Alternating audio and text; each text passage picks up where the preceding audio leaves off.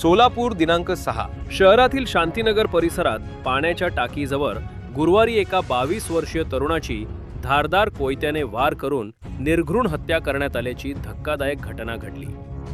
या घटनेमुळे परिसरात भीतीचे वातावरण निर्माण झाले असून शहर पुन्हा एकदा हादरले आहे।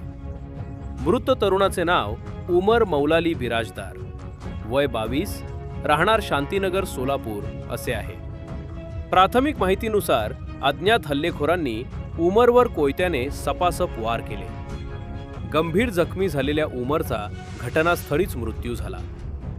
घटनेची माहिती मिळताच पोलिसांनी तातडीने घटनास्थळी धाव घेत पंचनामा केला। मृतदेह शवविच्छेदनासाठी शासकीय रुग्णालयात पाठवण्यात आला आहे। हल्ल्यामागील नेमके कारण अद्याप स्पष्ट झाले नसून जुने वैमनस्य की अन्य कोणते कारण याचा तपास पोलीस करत आहेत।